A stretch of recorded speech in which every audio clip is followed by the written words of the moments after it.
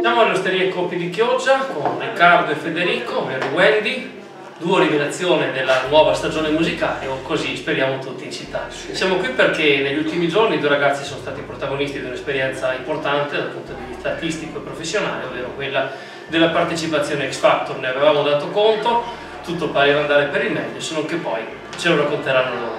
Intanto magari spiegateci come ci siete arrivati X Factor, come vi è venuta l'idea di fare la domanda, se l'ha fatta qualcuno per voi e poi tutti i procedimenti, e poi magari raccontate com'è andata lì a Cinecittà.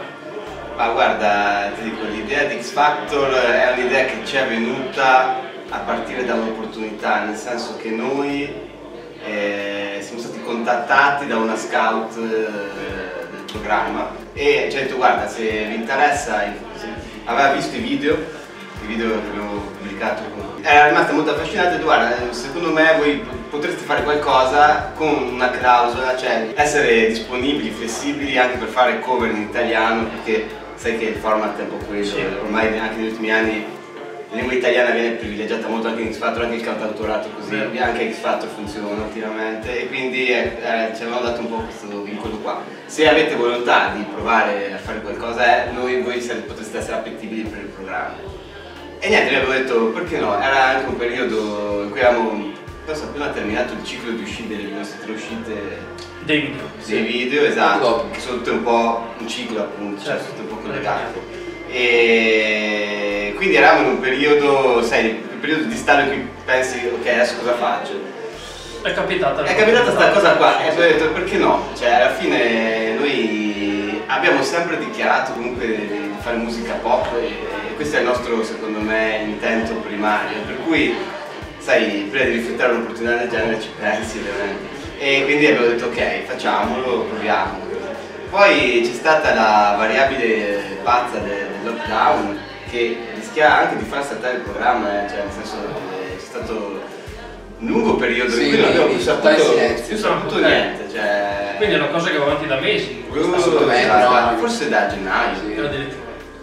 E voi avete appunto i vostri brani in attesa poi di pubblicazioni e vi è stato chiesto di pubblicare delle cover in italiano, Federico, che poi sono un brano di Renato Zero degli anni 70 e abbiamo visto anche uno di Fabio Concarnetti. Sì, in realtà più che pubblicati, li abbiamo pubblicati perché un po' per scelta nostra, sì, per un po' anche... Li avete scelti voi o ve li hanno assegnati loro? No, noi li abbiamo scelti. Quindi conoscevate già questo repertorio? Certo, sì. Sì, un pezzo di Renato Zero che è quello che abbiamo fatto alla prima puntata di e che ha conquistato tutti e quattro i giurati, abbiamo visto 4 sì molto convinti. Quindi... in realtà però anche il secondo brano di Fabio Concarnetti ha conquistato tutti e 4 i giudici alla fine, cioè in puntata, nonostante lo switch che è successo alla fine, comunque, cioè a parte facciamo così da sempre, però le risposte dei giudici che c'erano dietro, perché non c'era solo Agnelli, c'era davanti che dava le sedie, faceva il lato appunto della sua squadra, però c'erano quelli dietro e erano tutti molto forse erano più contenti di altri giudici che non Manuel Agnelli che... quindi alla fine io sono felicissimo. Alla fine succede che vi avrebbero forse voluto tutti nella propria squadra. Tranne forse Manuel Agnelli. Tranne forse Manuel Agnelli che però la sedia ve l'aveva data. Cosa è successo tecnicamente per chi non ha Sky e per chi non vede il programma? Io sono rimasto a Enrico Nordi nel 2009, quindi non so più come funziona oggi. Beh, ci siamo sbiti e Agnelli ci ha dato la sedia. Praticamente ci sono... il meccanismo è un po' questo, ci sono penso siano una quindicina, forse meno, non saprei di 10 gruppi, cioè tutti i gruppi che hanno, anzi non neanche tutti no, alcuni gruppi di quelli che hanno preso 4 il numero non è fisso. Arriva in bootcamp che è la seconda fase, nei bootcamp come funzionano? Cioè ci sono queste 5 sedie e il giudice decide a chi si esibiscono tutti e il giudice assegna o dalla sedia o non dalla sedia. A noi la sedia è stata anche data in realtà, cioè quindi anche tolta. Però è stata anche tolta. Perché poi cosa succede? Quando le 5 sedie sono tutte occupate e i gruppi non sono ancora finiti, cioè ancora dei gruppi devono esibirsi, c'è il meccanismo dello switch, cioè il giudice vede l'esibizione, ok mi piace, con chi lo scambio? Per cui noi eravamo forse l'ultima sedia disponibile e l'abbiamo presa. E poi con gli switch... Lo scambio non è con un altro giudice, è che chi perde fuori. Sì, no, esatto. Magari questo è non c'è il switch. Avevate visto le gare, le esibizioni degli altri? Ce li avete conosciuti? Avete visto il livello com'era? C'è qualcosa che potreste dire abbiamo un impianto che magari insomma ci rendevamo conto che potevamo andare avanti. Guarda, ti dico, rispetto a te, io a parte che ho visto tutti i professionisti, cioè tutta gente che fa musica di professione, cioè nel senso che comunque ha quell'attitudine là, cioè nel senso o arriva a farlo o sono gruppi come noi che cercano per piano di emergere, però ho visto gente con un'idea e un progetto, non ho visto cose così a caso. Cioè. No, anche perché secondo me con il fatto che non c'è il pubblico forse quest'anno ha deciso di puntare, e questo anche spiega forse anche perché ci hanno contattato noi che forse eravamo anche un po' degli outsider effettivamente. Ha deciso di puntare su gruppi che avessero un'idea chiara, cioè che ci fosse un concetto dietro. E quindi ti dico, non ho visto gruppi riempitivi, per cui alla fine non ho rimpianti, là rientrava nel gusto personale di chi e l'ha detto anche Emanuele Agnelli. Comunque Emanuele Agnelli infatti lui viene da un background rock, da grandi canzoni italiana storica, per cui insomma era difficile che proprio quelli rimasse con voi, che comunque solitamente cantate in inglese, che avete un'attitudine più leggera, più fresca, più legata al 2020. Io lo dico da fan degli After Hours, non lo vedo. Ma guarda, siamo fan degli After Hours, infatti dico, cioè, il rimpianto è anche lieve perché, come hai detto anche te, è chiaro che il background di Emanuele Agnelli, il suo gusto personale, comunque lui l'aveva detto fin dall'inizio, che gli piaceva, cioè non gli piaceva l'arrangiamento, però era fatto bene, cioè, questo era un po' il succo della sua opinione su di noi. Infatti alla fine lui non ci ha rifiutato, non ci ha negato la sedia, però ovviamente nel momento di scegliere chi mi porta avanti, anche perché un giudice poi sceglie sempre nella misura in cui anche può dare qualcosa, cosa avrebbe potuto, cioè nel senso per il suo capisci, cioè. In realtà di fatto è che non è solo uno show musicale ma anche uno show televisivo, quindi contava la presenza in scena, contava esibirsi in una certa maniera, uscire voce chitarra e tastiera o voce tastiera e basta rende qualcosa in televisione, di un gruppo vecchio stile magari a meno in questi anni qua, insomma. Comunque è andata così, però ho letto anche, capisco anche che per voi è stata un'opportunità, ovvero avete conosciuto persone, avete dialogato con qualcuno che potrebbe aprirvi delle strade, quindi magari non la buttate via questa esperienza. Assolutamente no, anzi è stato bellissimo. Guarda, poi in questo periodo anche di grande incertezza per la musica in generale, per i live, tu pensi cosa avremmo potuto noi fare di meglio se non avere un passaggio televisivo in un periodo in cui live non si può fare, era veramente stata una manna dal cielo. Siamo in un locale che programma live e sono fermi qui Andrea, Enrico e i colleghi, amici dei coppi. Però parliamo adesso insomma delle cose belle e positive. 3 brani che avete editato ancora, è la prima volta che abbiamo parlato con entrambi, ma soprattutto con Federico all'epoca della sua vecchia band.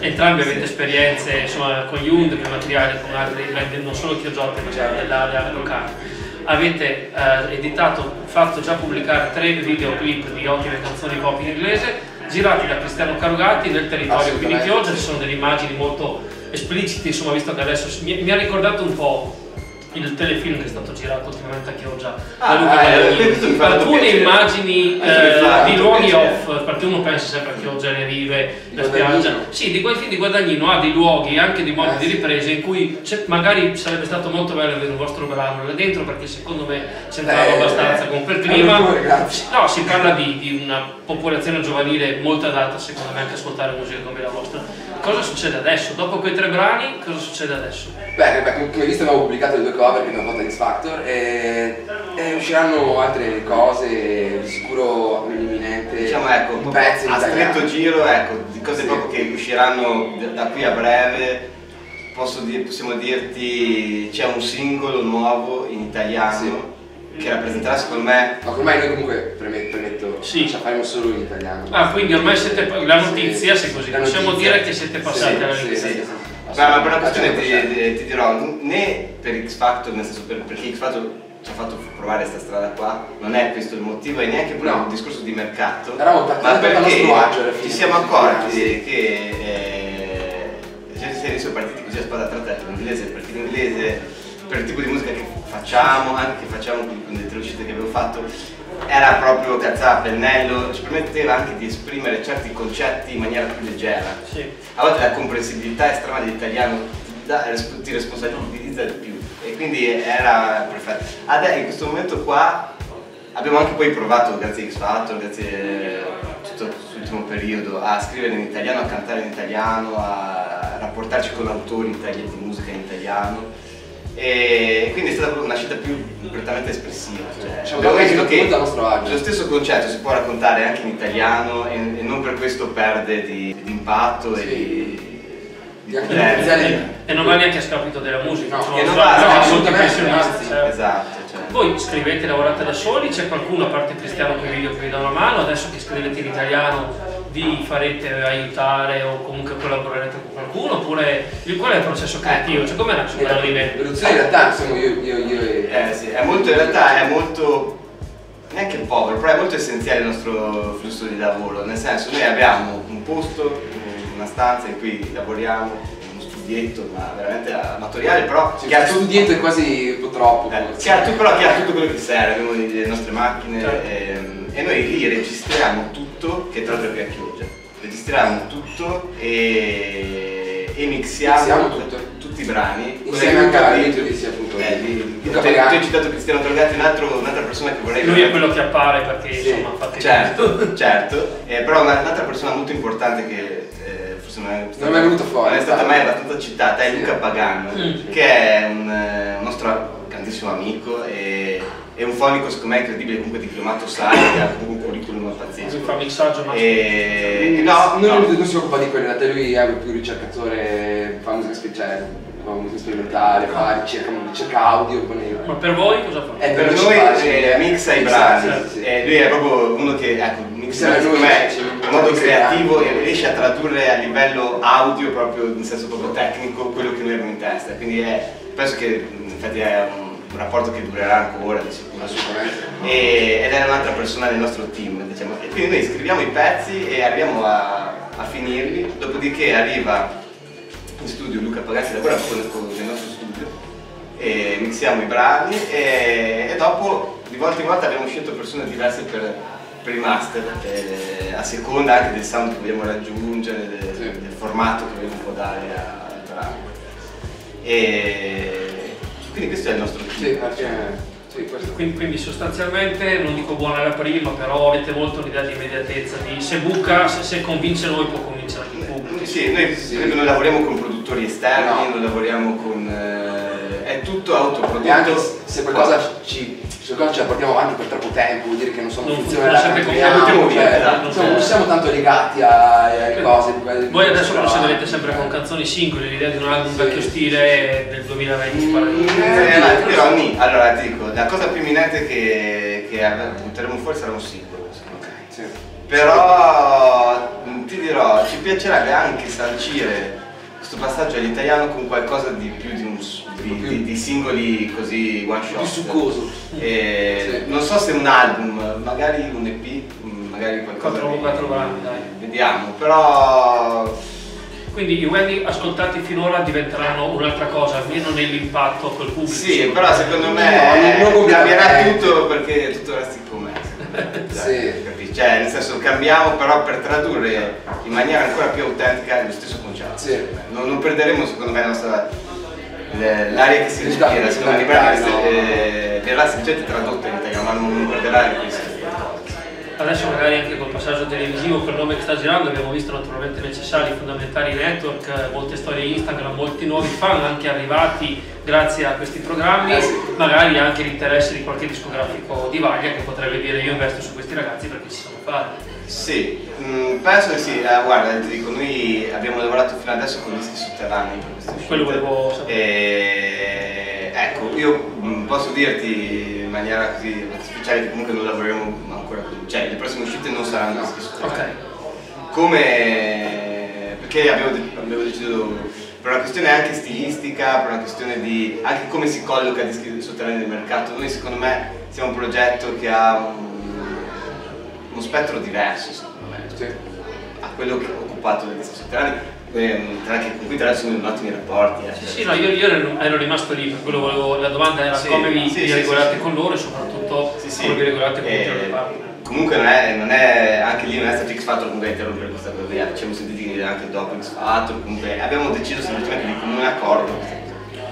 Quando cantavate in inglese si poteva anche avere la percezione che magari i vostri brani potessero piacere dagli Stati Uniti alla Nuova Zelanda, dal Nord Europa. Adesso che vi focalizzate sull'italiano, magari sarete consapevoli che sarà più difficile bucare l'estero, per esempio, eventualmente. Cioè, non sarebbe il primo caso di band italiana che grazie a un inglese anche magari non ortodosso, però riesce a farsi capire da una parte, amare e apprezzare dall'altra. Secondo me ambedue le situazioni hanno i propri pro e i propri contro. Sì, da un lato non puoi buttare fuori, però magari con l'italiano insomma riesci ad andare più forte in Italia. Stai a capire.